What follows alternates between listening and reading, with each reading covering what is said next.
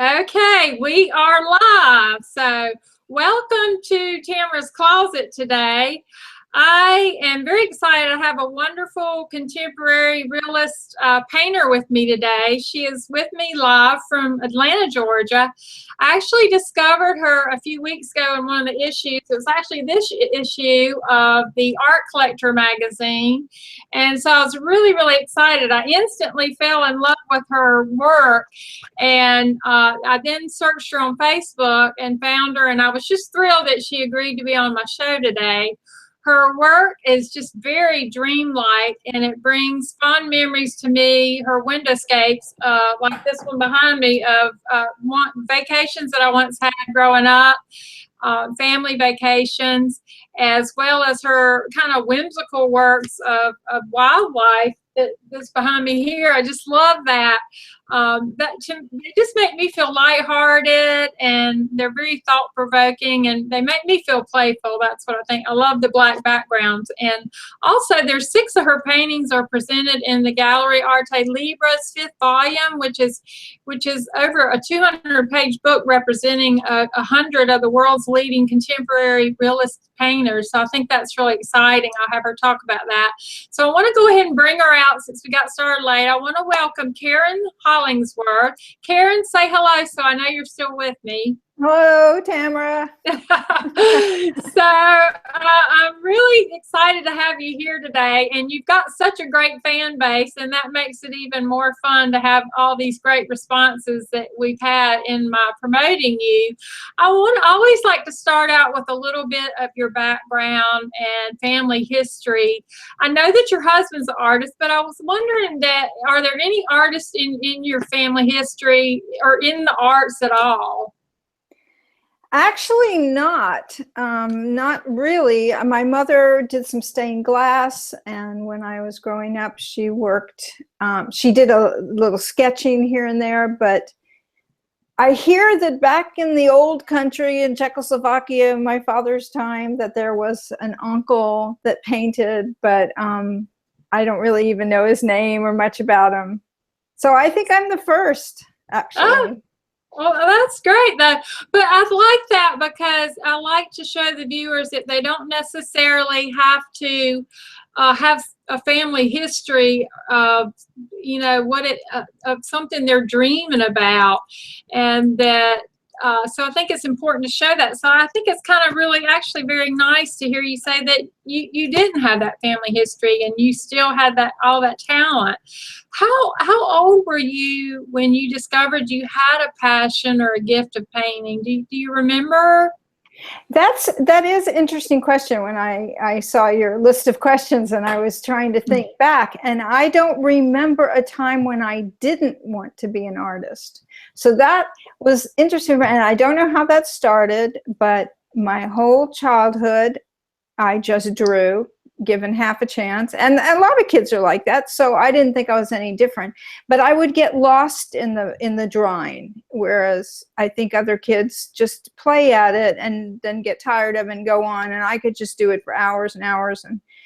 And then when anybody as a kid, you know, if they ask kids, you know, what do you want to do when you grow up, another, you know, not a teacher or anything like that, I wanted to be an artist, and I just would say that I want to be an artist.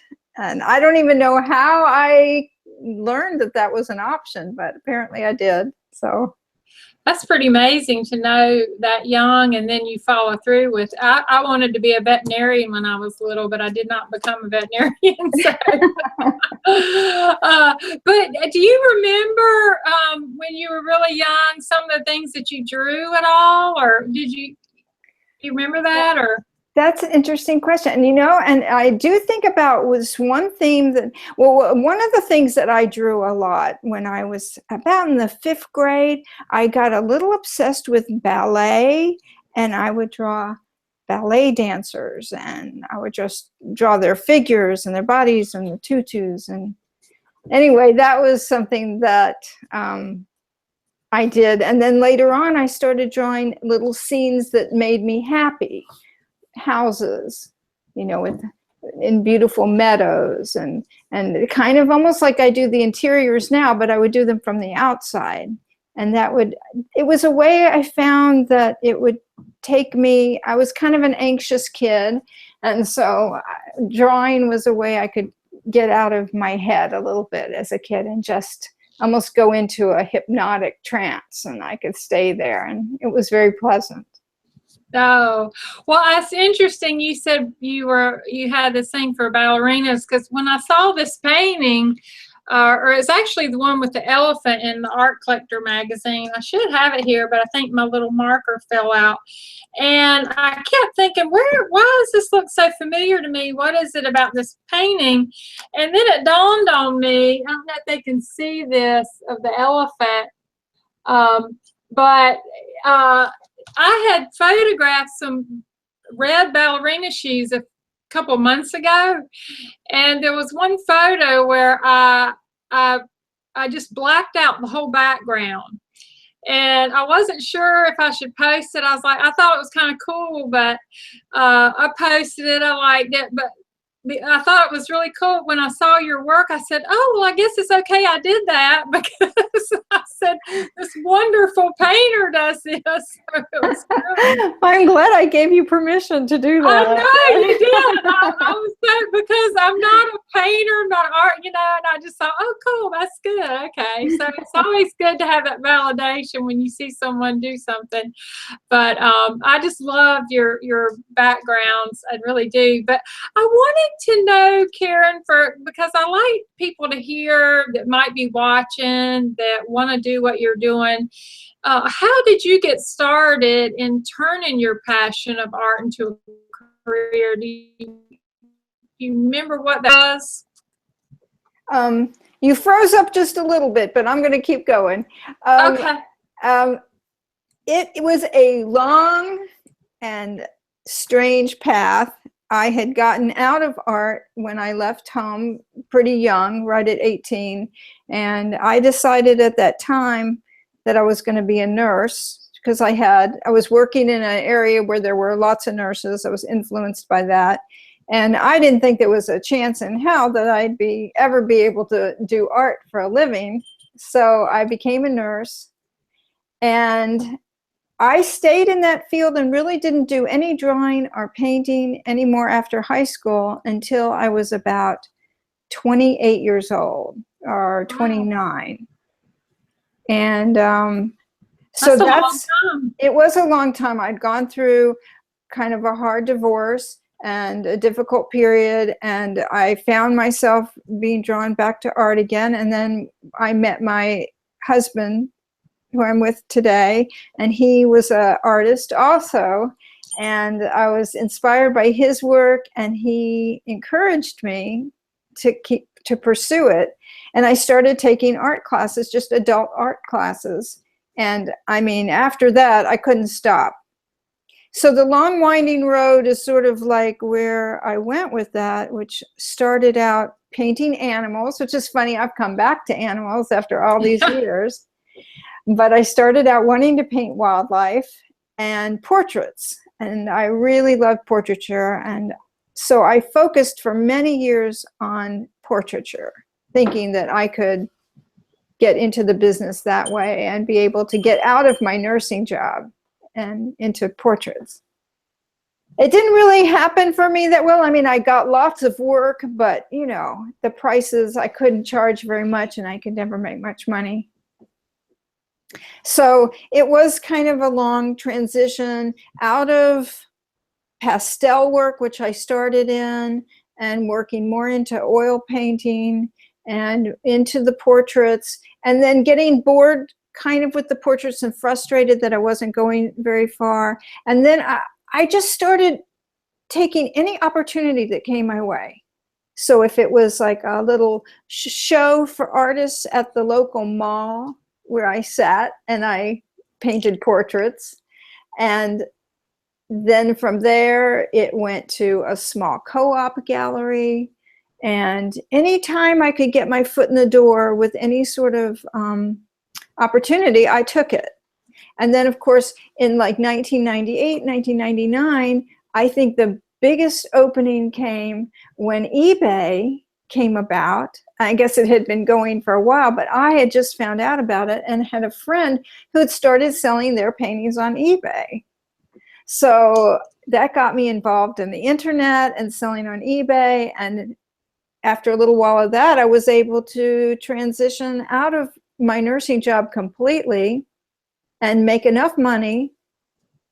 And then it was slowly pushing myself to go to galleries, to go to nicer galleries, bigger galleries, and try to get in the door. And that's when, I can't remember, it was probably in 2000, something like that, I got into a gallery called Twin House Gallery here in Atlanta, which was a beautiful gallery, wonderful gallery in Buckhead.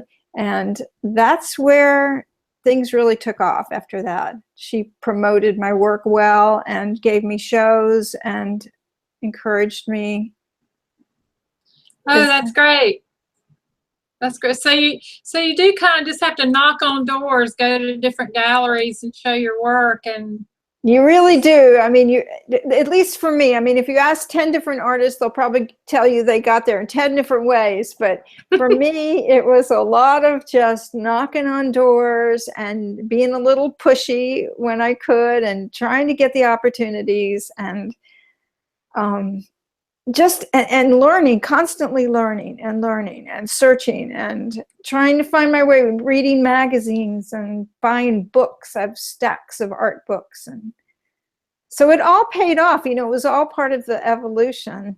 Then once you start getting into magazines and your galleries promote you, it seemed like more galleries found me. So then I would be approached by another gallery in another city and I'd send my work there. And then that would in turn open up a whole nother area of buyers and collectors. So it's been gradual. It's been from start to finish. It's been now about 34 years of doing it. But that's sort of my story in a nutshell.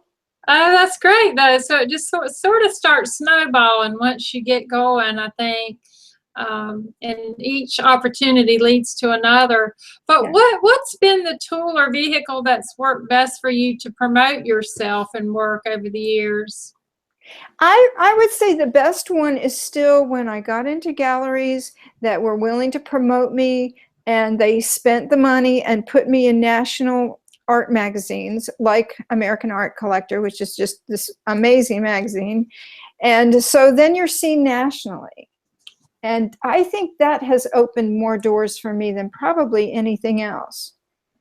Right. So I guess, yeah, it's getting into those better galleries that are willing to spend the money on promotion. Whereas some of the smaller ones, they don't have the money or they're not interested. They'll do little local ads or things like that, but not anything big.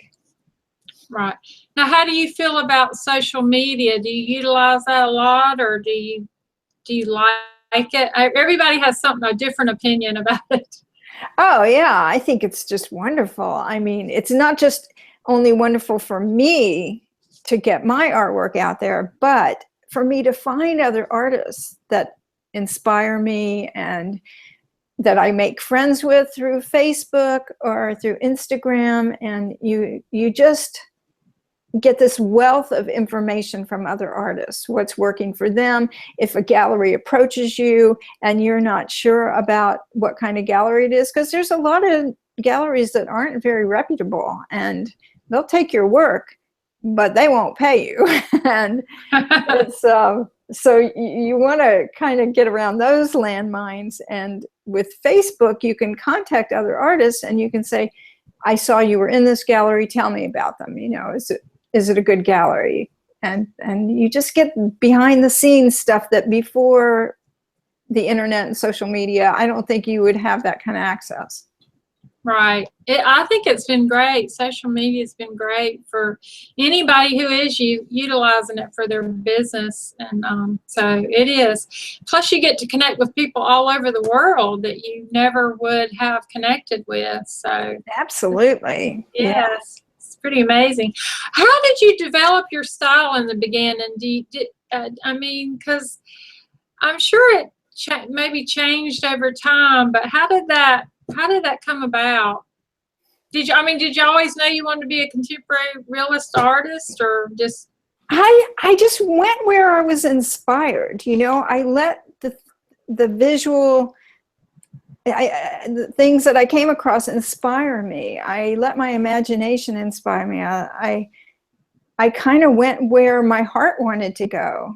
And there were a lot of dead ends. I painted a lot of paintings that never sold. And I had to turn around and rethink, say, a series or a genre, and then go someplace until you really find your own, you know, spot. At least for a while, you find where you should be at the time. And that's sort of indicated by sales, in a way. If you're at a gallery and you start sending paintings and they really work, and people are selling them, and they say, I could have sold that painting 10 times that you sent me, you know, can you do some more in that series? And I'll say, sure. And so, yeah, that's what determines. I can't remember, what was the question exactly now? I forgot. Just how you developed your style. Oh, my God. Yeah, it is a strange evolution of trial and error, and what works and what other people, their reactions to it, and if they like it. And if you don't get bored with it, that's another thing. You can start trying something and it just, maybe the first couple paintings work out well, and then you're just, I can't do another one of these, you know, and you just have to stop. And it's a constant flow of ideas that take you there.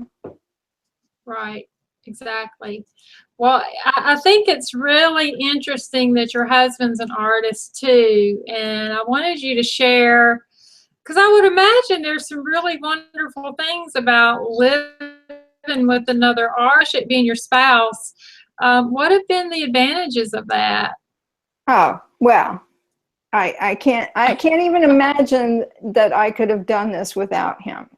I mean, just having that other person, that person whose visual eye you respect so much, just to look at what you're doing and saying, where are my trouble spots? You know, what am I doing wrong? I mean, sometimes you know when a painting's not working, but you cannot figure out why it's not working. And he'll come in and say, oh, look over there. You need, that's going the wrong direction, or you really, that's too big and that's too small, and you know, proportion wise, and just, he's just got a really good eye and a really good imagination. So if I'm working on something, he'll say, no, have you thought about trying blah blah blah? And I'll go, oh my God, that's exactly where I need to go. So, and I think that in some ways I've been a help for him too. I mean, he was an artist before me and incredibly talented. He is almost a photorealist, so his work is so precise and so amazing. I could never hope to do what he does, but he helps me really a lot. And just in promotion wise, I mean, he created our websites. He was a graphic designer for a while, so he designed book covers for a publishing company. So he has a really good eye. He can put together our websites. He helps me with photography, and I mean, it's just, I wouldn't be here without him. That's amazing. I did check out some of his work, and his work is beautiful. And I was like, wow, must be really, there's got to be so many great things that you guys can bounce ideas off of each other too. So, because I think it's hard when you're very artistic, if you're living with someone who isn't or doesn't understand the painstaking moments that we go through sometimes. And I'm not a painter, but I'm a photographer, and so I think that's pretty amazing that both of you are artists and that you can complement each other. Well, it is, you know, you get so obsessed with what you're doing. And I think if you were living with an accountant or somebody like that, they would just say, enough already. Stop talking about it. You know, I've had enough. Please don't tell me anymore. But, you know, with Neil, he just sort of listens, and he's interested too. And we build ideas off each other. And this is not a 9-to-5 job. I mean, this is 24 hours a day, you're an artist. You're always thinking, you're always working towards it. So if you were with a regular person, a non-artistic person, I think they would be very bored after a while of the minutia, the tiny minutia you get into. No, they just don't understand. They don't understand. I know. But I love your windowscape art too, because when I saw these, your series of these, it really immediately took me back to memories that I had growing up, back when we would go to the beach a lot, family vacations, and then even then when I left home, my parents had bought a couple of beach condos and things, and I'd visit them, and it's just, I don't know, it was such pleasant, fond memories. And I was curious as to what was the inspiration behind what got you doing windowscapes? Well, that is also an evolution of ideas, and it first began with, I was doing room interiors, which came about because I was photographing a still life setup, and then I just saw the chair sitting over next to it with some clothes on it, and I said, you know what, I think I need to do that chair instead of the still life. So then I photographed the chair, and then beds. I went through a bed series. So I was already in the room, and I was interested in painting interiors, and then incorporating windows. Well, when I first incorporated the windows, they were just white windows. I wasn't interested in what was outside the room, only interested in the feeling that the room itself brought up, and just the way the room looked. And then I think there was just an idea of opening the windows and letting the breeze come in, and maybe indicating that with blowing curtains. Slowly and slowly, the scene outside started taking more, it took more presence in the painting. And to where I think the outside scenes in some of my paintings are actually a little more dominant than the interiors now, than the exterior scenes.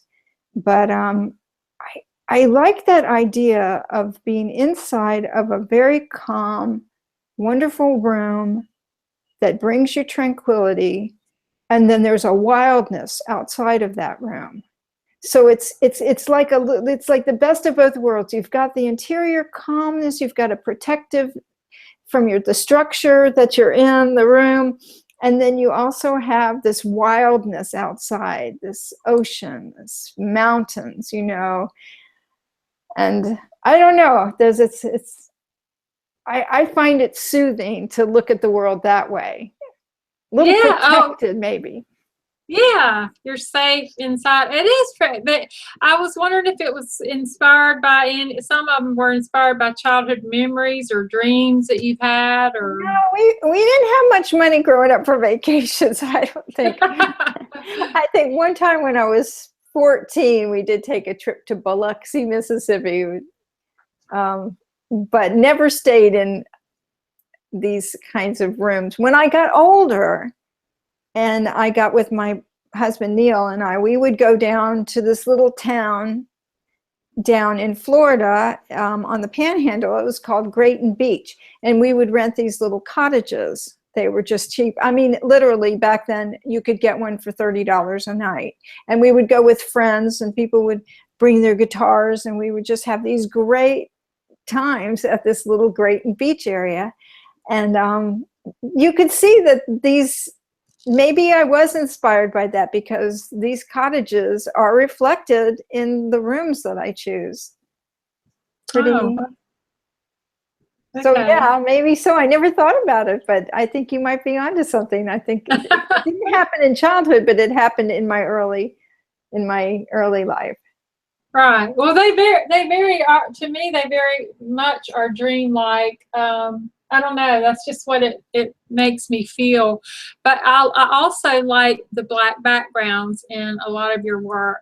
And I was curious about that, how you came up with that idea. Is there any relevance to the work that inspired you to want to do that? Or how did you, because I just think they're breathtakingly beautiful. And Thank I you. mean, I love the drama of it. You know, it's very dramatic, these black backgrounds. It makes everything on it just seem more intense and more powerful when you put it on a black background.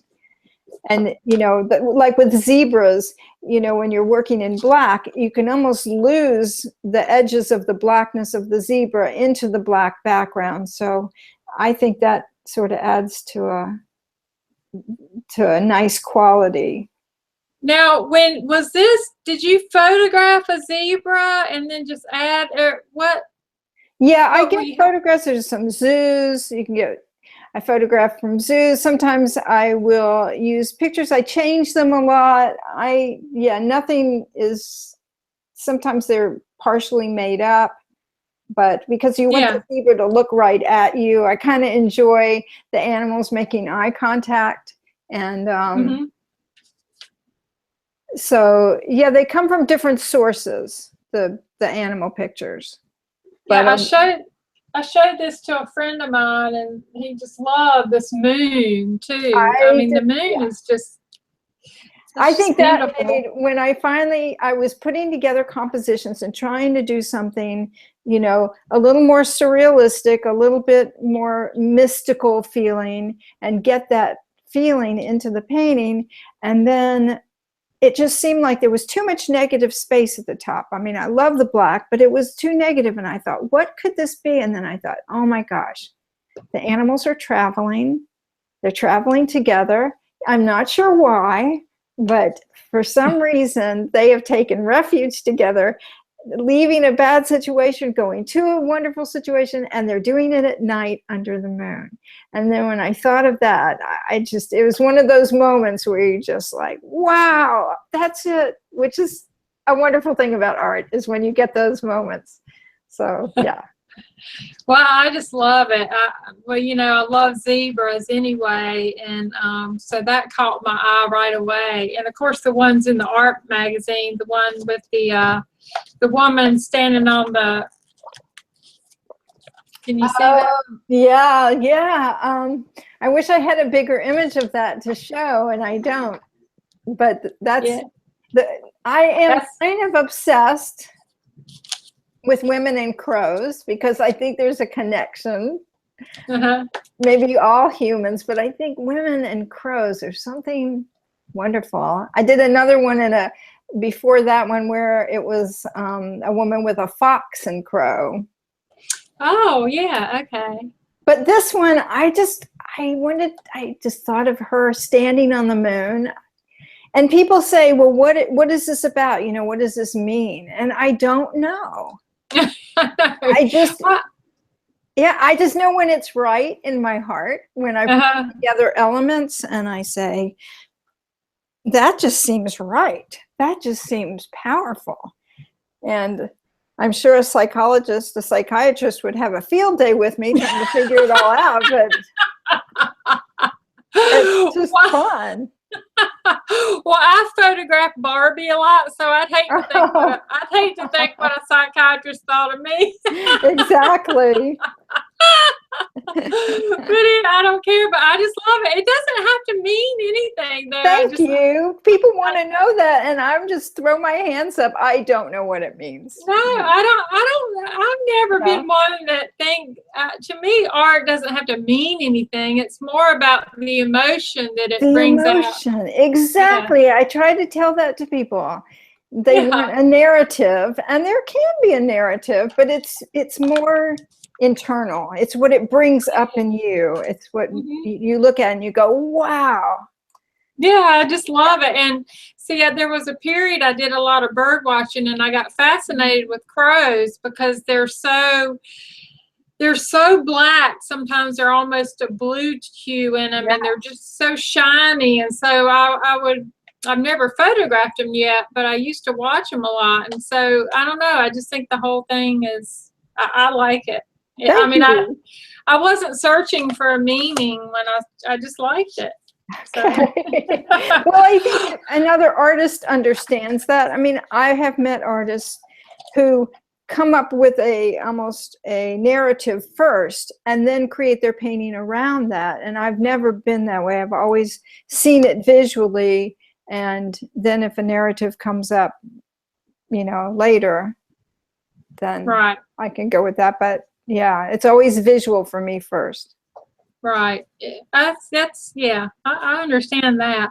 Well, this might be a good time to show. I know you had some of your Glee clays with you, because I know you just took a bunch of paintings to a gallery for an exhibit, but I do, yeah. So I don't really have too many paintings. I have a couple of small originals that I've been working on since the show, but and I can show you those, but I do have some larger paintings. Here, I'm going to unplug. Okay. So I guess I can't hear you, right? Or maybe I can. Well, you won't be able to. If is your husband nearby? Did he want to hand you a painting, or Maybe you could hand me a painting, yeah. But you know what? I'm not seeing myself. Maybe I'm seeing myself behind you here. So I can. Oh, okay. Well, I can see. Yeah, I'll try again. Oh, so I come up This is too. delayed. This is 15 seconds off. Oh, okay. Okay, hang on. I'm going to try to see where I am so that I can see how to hold up the paintings in the right way. If you just hold them up to the webcam on your Well, I'll start with this one that's right next to me. Okay. Okay, see if this shows up okay for you. This is a combination of an interior painting. It's called Caleb's Dream, because I have a great nephew now, Caleb. And when I told my nephew about when he first saw the painting, he said, Caleb dreams about elephants. And I said, oh, well, I'm going to call it Caleb's Dream because it's the way he. So anyway, it's kind of my first venture from my windowscapes into a little bit of a surrealistic area. So by adding the elephants outside, and I've got more. I love that one. I didn't want to say anything. I knew the camera would bounce back on me, but I love that one. My mother used to collect elephants, and I had started collecting them at one time, but I love that whole scene. Thank you. Well, they're just really fun to paint. And hold on, I'm going to let me unplug this way first.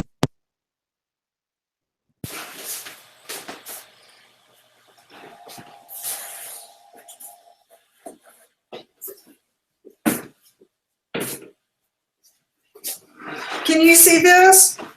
Yes. This is I think you've got this picture behind you. I don't know. But there's pretty rare. But this is that same one. This is the zebra with a penguin on his back. I did another one and I couldn't find my giclée of that. It was another zebra with a goose on its back, which I really like too. Staying with the black and white theme. And kind of playing with the idea of just more of a graphic quality in the painting, with the black and white zebra, the black and white penguins, or the geese. And hold on, and I'll go get another one. Okay, I love that.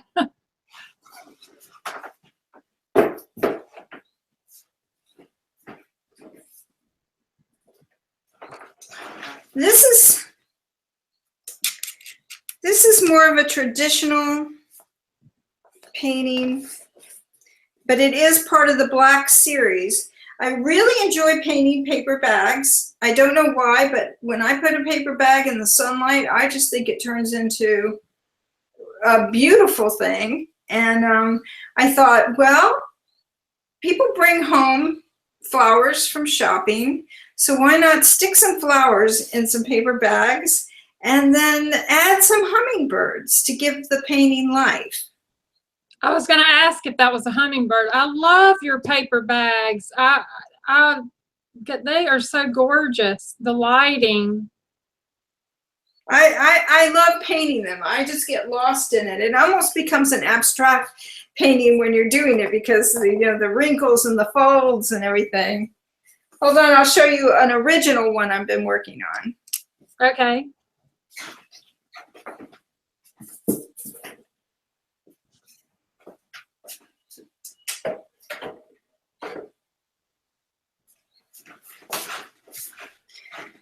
So these are I do a lot of small paintings, which work well in the gallery too, where I'll take a paper bag and I call them a perch series. So it's birds and sometimes chipmunks and sometimes other animals perched on top of objects. And paper bags are one of them, boxes of crayons, fruit is another one. And they're just fun, they're just really fun. They go pretty quickly and they seem to sell really well at galleries. So I enjoy that. Hang on and I'll get another one. Okay. I love them. I do. Thank you. It's just funny because I went through a period of bird watching, and when I saw that you had painted a lot of different little birds, it was with paper bags. Pretty. And this is one with, I do a lot of little spigots, putting birds on spigots. And that's just fun. It's fun to paint old things. It's fun to paint spigots with rust and, and so everywhere we go, I'm always taking pictures of spigots. We were in Charleston for the show, and there's just tons of spigots in Charleston hanging off old buildings and just everywhere. So that was fun. I got a whole new set of spigots to use. I love it.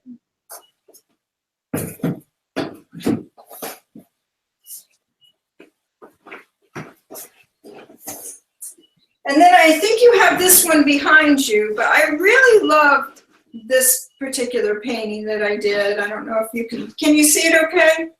Yes. It depicts a winter scene. Instead of my beaches and mountain scenes, it's just cozy to have the snow outside and the warmth of the room, the tea cup, with the steam coming out, the book set aside, a little jacket, for when it gets too cold and you want to put it on, but close to the window where I don't know, it just, to me, I paint these to soothe myself as well as anything else. They're just comforting places you want to be, places that make you happy. And yeah, I'm solitary. Somebody once said they thought they looked lonely, but to me they're not lonely. To me they're beautiful places. Yeah, I think so. And I love the use of light in your paintings. I really do. Just with the bags and on the tables and on that cushion on that chair you just showed. Yeah, and it's just the drama. I think, you just want a little drama in life. And then this is just a very traditional beach one, but I particularly like this one, with the striped and the curtains blowing and the shadow of the chair from the sunlight and the hardwood floors and the hats, of course, and a glass of tea, because, you're down the south. We know about the South. You got to have some iced tea. I know. That's right. And I think I just finished this one last night. And it's another of the series. It's called Sweet Tooth. So it depicts, and this is a stack of watermelon with a cherry balanced on top. And I don't know. That obviously that was not the way it was, but whimsy to it, and then I picked the perfect hummingbird because the colors, you know, work really well with the watermelon. And so it's just another visually appealing painting to me. I love that.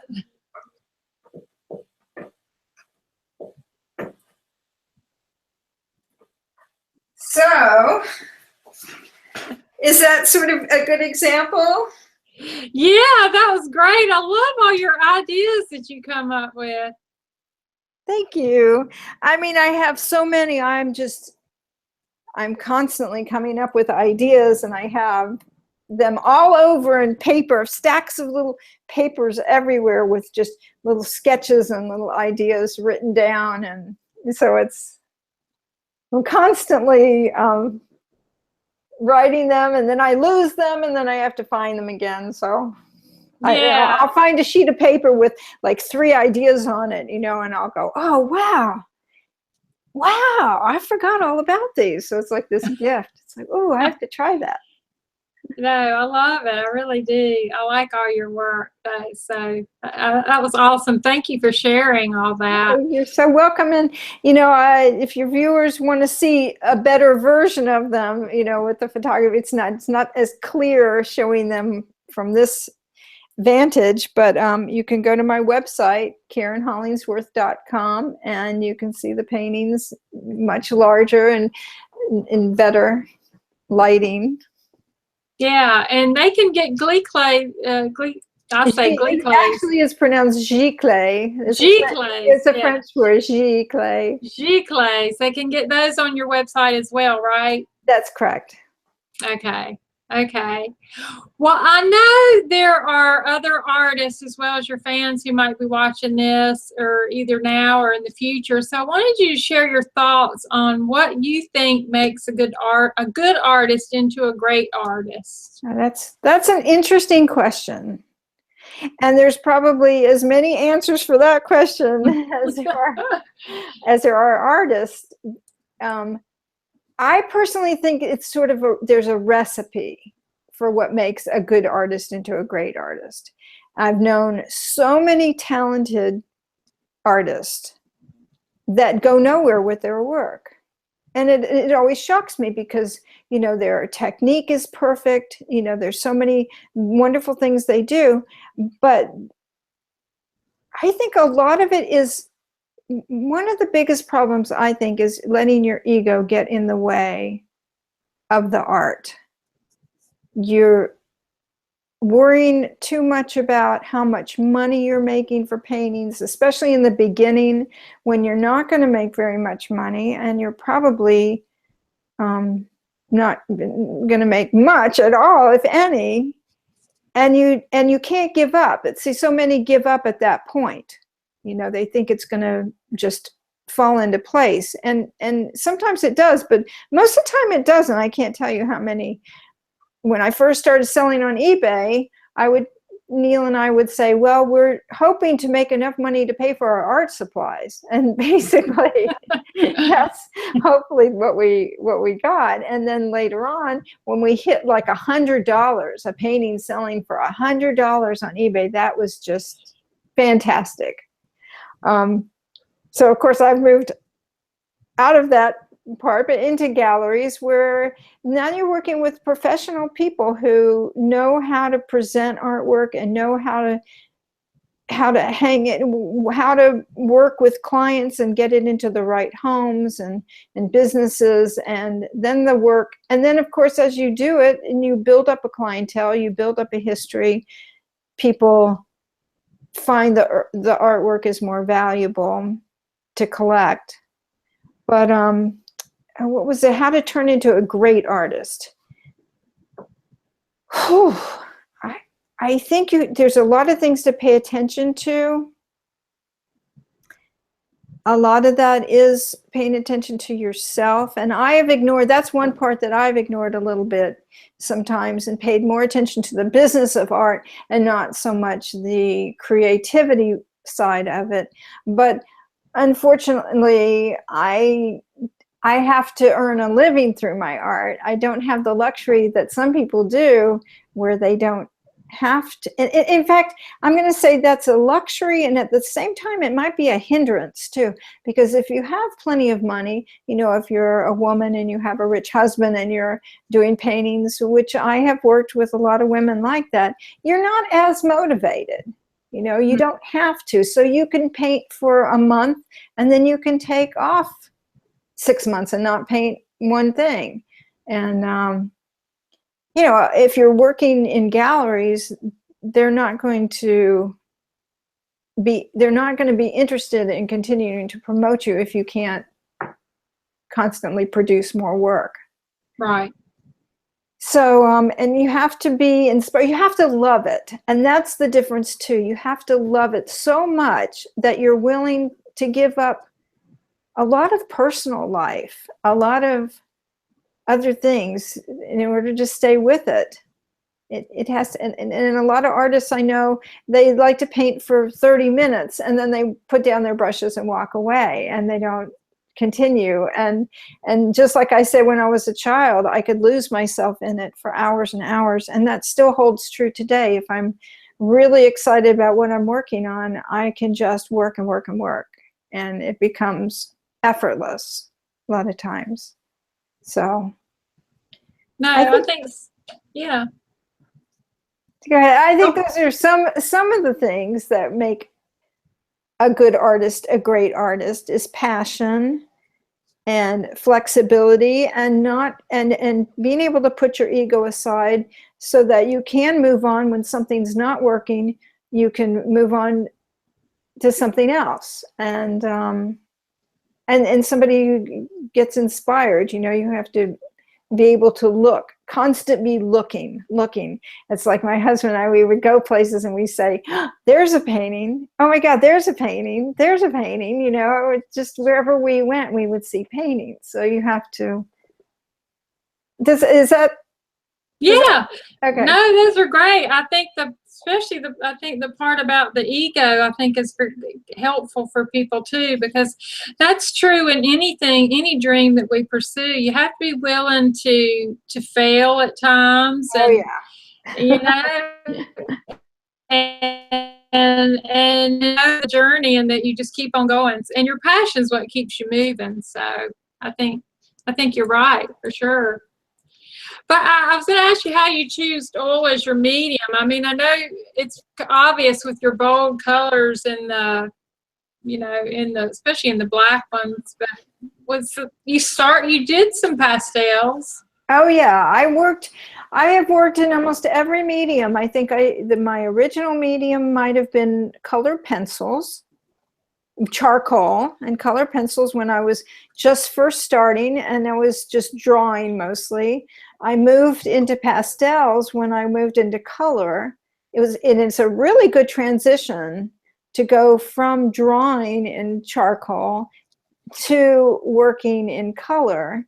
So you get the feel of a painting, and you can actually start to layer the pastels and work with the pastels so that you get amazing results. But they're not very transportable. They're a little bit more difficult to frame because they have to be under glass. And so I think I moved into oil painting. I tried acrylic at one time. I tried watercolor. But I think that a friend of mine at one point said, Karen, if you really want to be taken it seriously as an artist, you got to work in oil paints. And I thought, oh gosh, you know, do I really want to get involved in all that, you know, because it seemed overwhelming with turpentine and canvases, and just it seemed like a lot of work. But it actually has turned out to be one of the most forgiving mediums I've ever worked in. I didn't like acrylic paint. It dried too fast. I couldn't remanipulate it. You know, it would just turn out to be this big mess. But with oil paints, you have time. And if you do something you don't like, you got a big rag right there. You can wipe it all off and start again. And with pastel, you can't do that, because once you fill up the tooth, as they call it, in the paper, there's no other way to add more pastel onto it. So you're kind of limited with how long you can work on a painting. With oils, you can just keep working and working, let them dry. You can do layer after layer.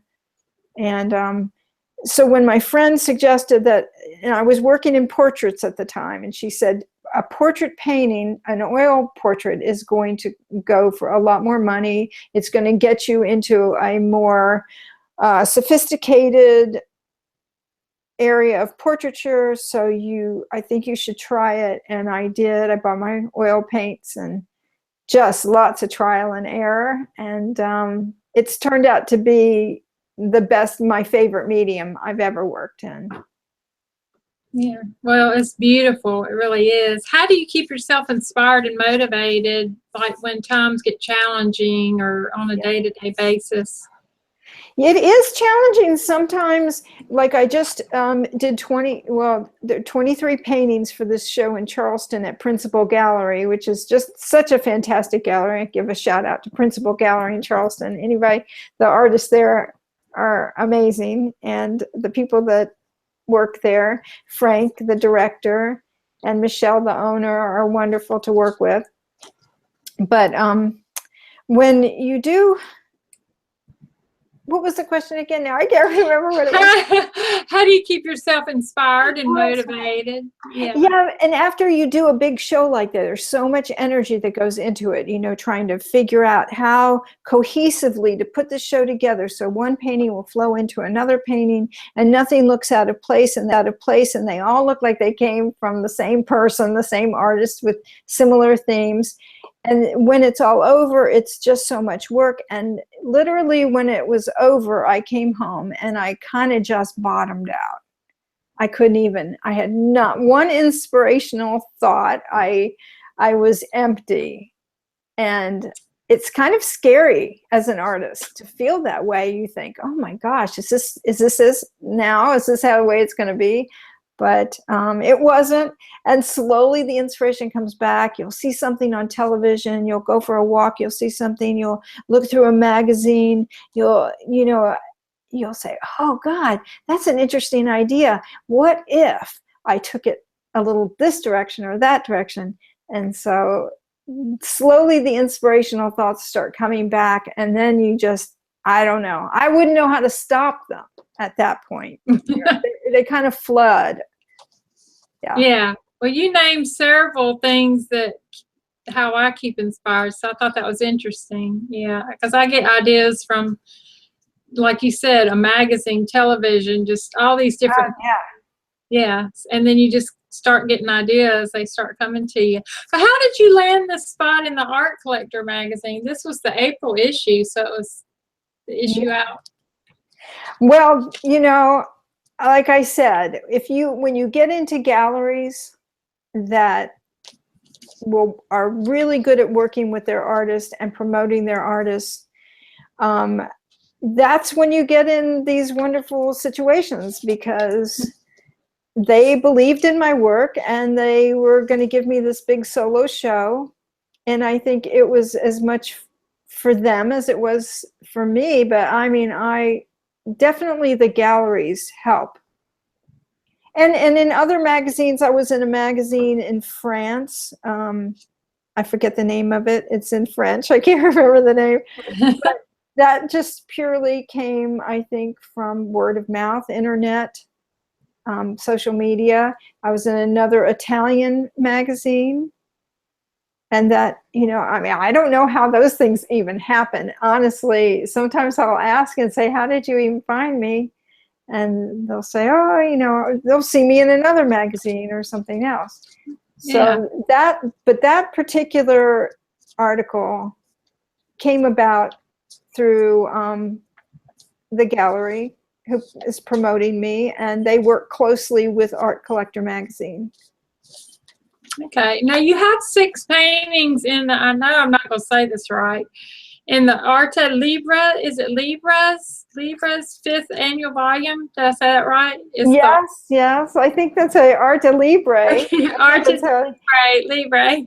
Because I know I read on your website they had presented like 100 of the world's leading contemporary realist painters, and you were one of them. And it's an honor.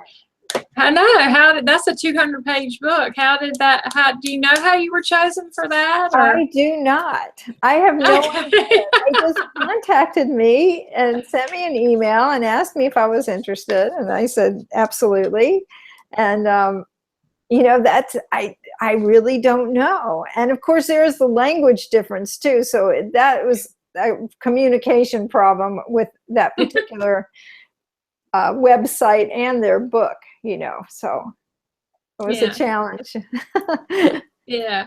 Well, you've got several books on your website, and I was trying to open them up because I didn't know if they just had photographs of your paintings, or are you teaching in there?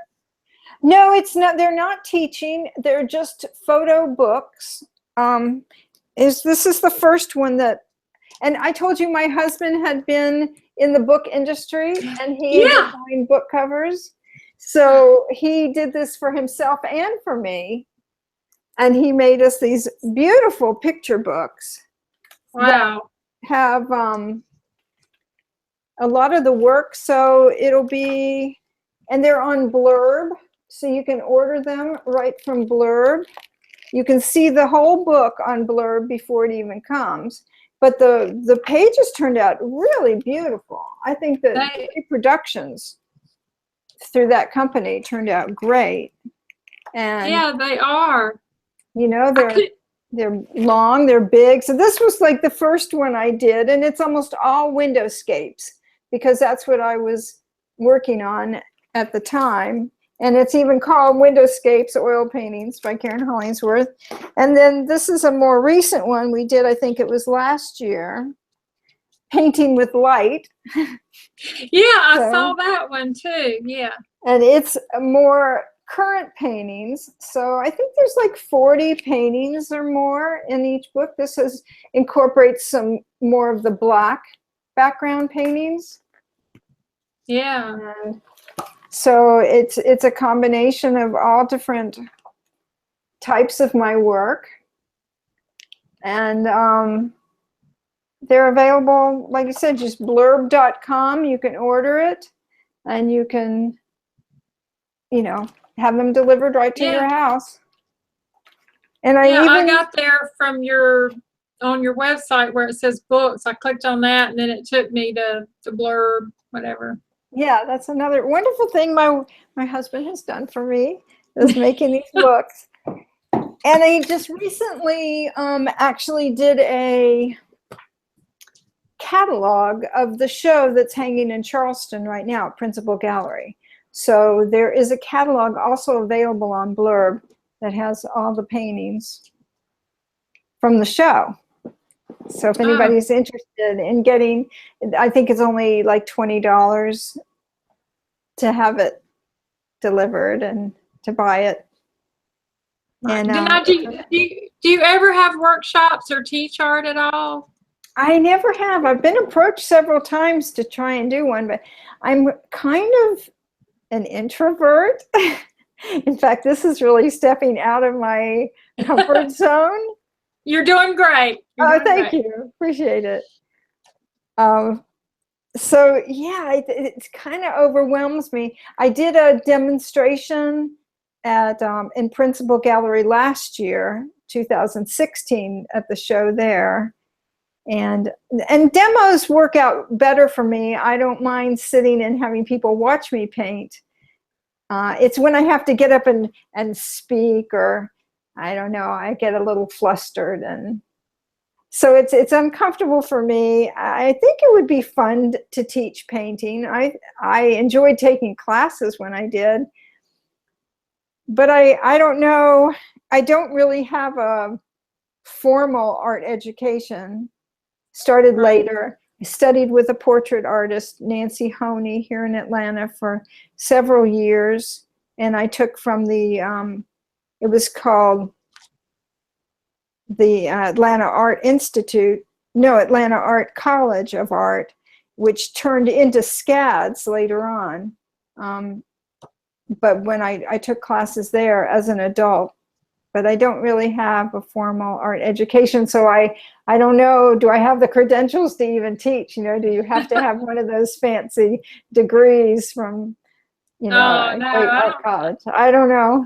I don't think so. I think your work speaks for itself. So, you know, but I read in your bio that you believe the painting, which we talked about this, that it is successful when it prompts the thought, I wish I was there. And I was wondering what inspires you from other artists' work? Is it a feeling that you get from their work, or is it their technique, or?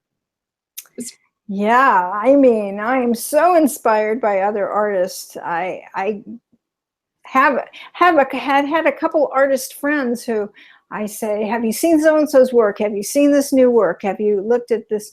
And they're like, no, I don't really like looking at other artists' work, you know. And I'm like, how can you not want to look at artists' work? Anyway, I am completely inspired by other artists, and I have a whole, on my website, KarenHollingsworth.com, I have a whole links page which links to all these other artists that inspired me the most, and for all different reasons.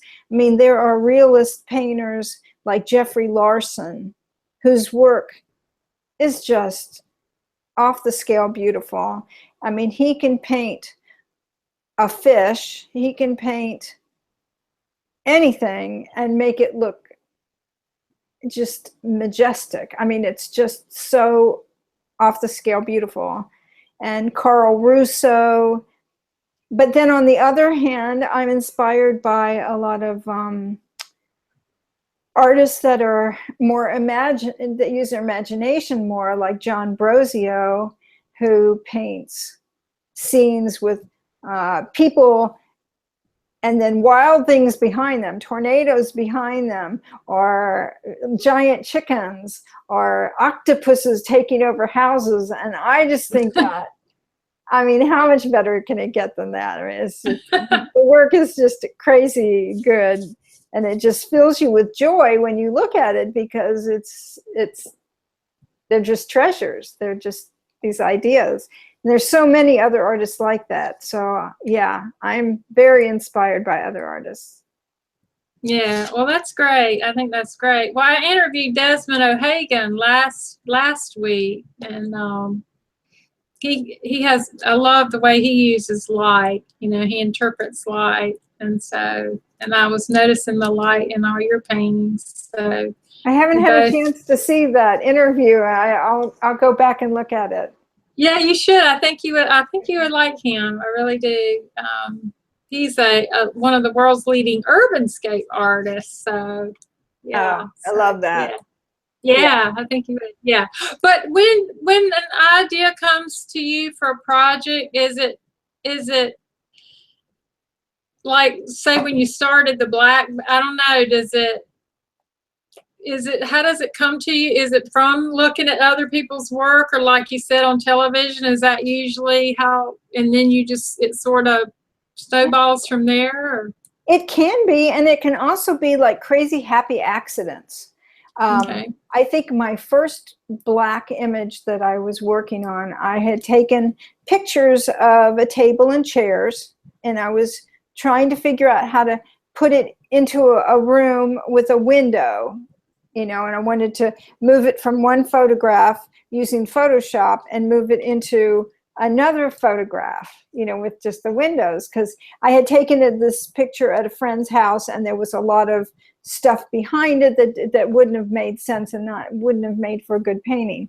So somehow I had selected just the table and chairs, and I was moving it into a layer, and the background was just black behind it.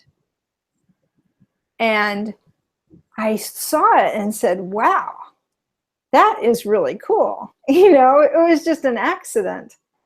And my husband walked in at the time, and he said, wow, that's really good. So I said, it's like, boy, you think I could do that? And at first it was real tricky working on black. It was, I actually just painted the whole canvas black and worked on top of the black. And that took some time to kind of figure out how to get that together, you know, how to change the way I saw things, because you work on a palette that's sort of a light color, and then you mix your paints on the lighter color palette, and then you're putting it on a black canvas, and those paints look completely different. So your brain has to kind of go into overdrive and figure out how to rethink it.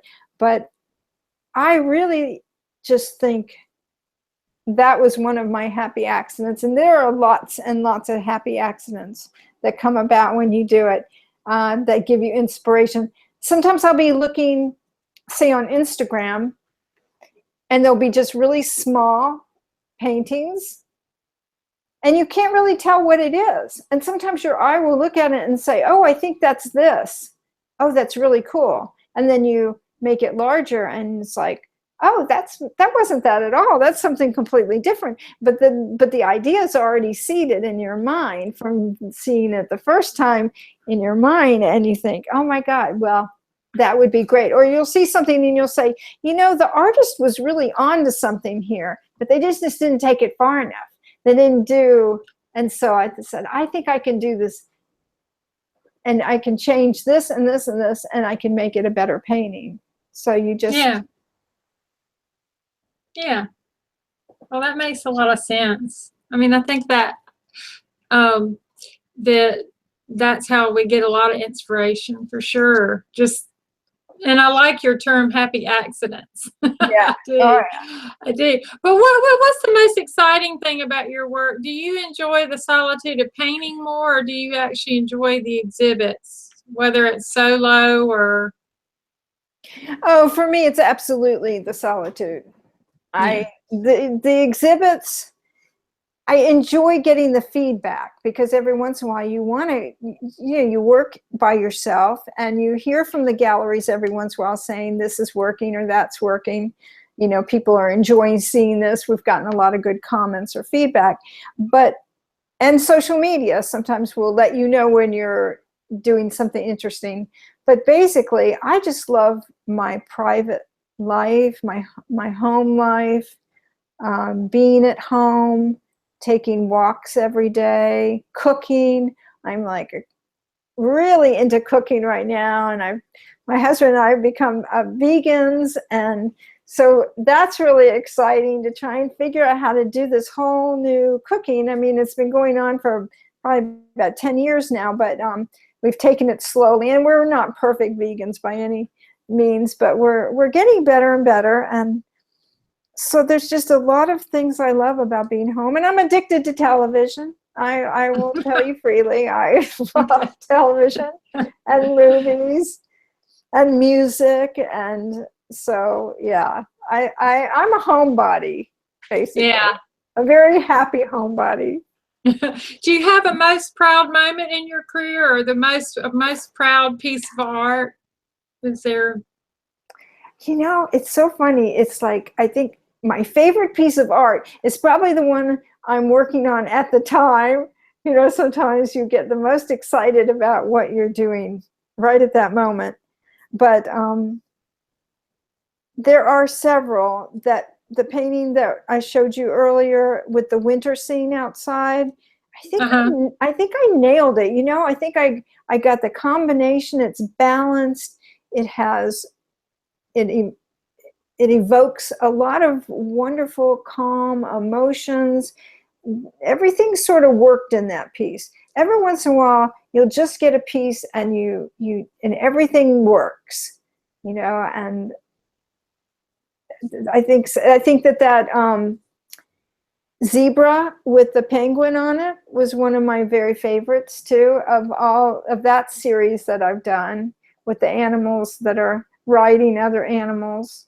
Yeah, I like that too. I do. I've got a lot of ideas for future things. I did one with a goat with a crow on his back, balanced on the moon.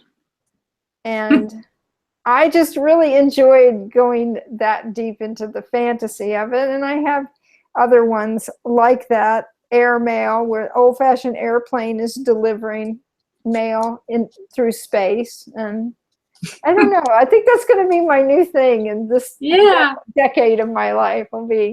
I like your imagination. What would be your, do you have a dream exhibition that you haven't had yet, like a dream place, a gallery, or is Oh there? gosh. Well, my husband just recently, he was invited to show at Arcadia Gallery, which has moved from New York City to to Los Angeles now. And that's sort of a dream gallery. I mean, I'm so proud of him that his work is there, and it's, you know, it's like, to me, one of the very best galleries in the country. And so you know that there are galleries that are more prestigious, and you know the work will be taken more seriously if it's presented in those galleries. So I guess that's the dream, is to one day, although I feel like Principal Gallery, Trees Place Gallery, Mason Gallery here in Atlanta, and Shane Gallery in Charlotte. Oh, okay. They're all really good galleries. I could not be happier with the galleries that I'm in right now. I work well with them, and I think that's the thing you want to look for the most, is even more than being in a prestigious gallery, you want to find a gallery where the people work with you well, and you have good communication and trust. Right, exactly. Well, I've got one more question. What advice could you give to other artists who may be watching that want to, I don't know, they want to make that first step and they haven't had the courage to do so? Yeah, what would be a good first step? Yeah, that is a scary thing, that first step, and to push yourself out of your comfort zone, especially if you're like me, and lots of artists are introverts. So pushing yourself is hard, to get out there and say, look at my work, you know, promote me. But I guess that's what you want to do. You have to get together a body of work first. You can't just walk in with 2 paintings. You know, you want to get a good body of work behind you, and a cohesive group of work. You want to have a sense of a series, that the paintings work well together when they're displayed together, that they look like they all came from the same artist and not all different artists, and then just get out there and try it, and paint. You know, there's a lot of artists that I know that, I'm going to paint this week and then I won't paint again for a month, you know. And I don't think that works well. I think it's to keep it flowing, you've got to stay with it, and you have to work on it. Even if you have a full-time job, which I worked many years as a nurse, and my whole weekends were spent painting too, and I painted when I got home. So I didn't have any children. If you had children, I see a lot of artists who have families, and that's going to be harder, I think. But I think if you love it, it comes pretty easily. You keep motivated. Right. Yeah. Well, it's that passion again. Back to that passion again. You just have to follow your passion. Follow your passion. Yeah. Well, Karen, I hate to end this. I want to thank you again for being here with me today, because your work really, it does bring back the windowscapes, the fond memories to me. And also I love the whimsy feel of the dark backgrounds. Those are so much fun, and I love wildlife, and of course I love birds too. So all your paintings with the bags and birds, all those are just, I love the feeling I get when I view them. So is there anything that you want to announce or add that we didn't talk about today, or that you want to mention? I'll probably be having another show at the end of the summer, usually early fall, at Shane Gallery in Charlotte. So oh, okay, that's for that. Yeah. So I love showing in Charlotte. People, it seems like whenever I'm there and they have a show, Charlotte just turns out to support me and to enjoy the work, and the shows are really fun. So that's always fun. So that's probably my next big thing that I'll be working on. Oh, that would be cool if I could get there. That's not that far. That's probably an hour and a half for me. I'll have to Google Shane Gallery. So. Oh my God, that'd be great. Yeah, that'd be fun to get to meet you in person. I would love that. Yeah, so don't hang up. I'm going to say bye to the viewers. Okay. You can learn more about Karen at her website at KarenHollingsworth.com, and I believe that's below the YouTube video replay, and they'll also have it in my blog. When I've got some other interviews I've got to put in my blog site, so hers will be there as well. There will be a replay at my blog at tamarahscloset.com.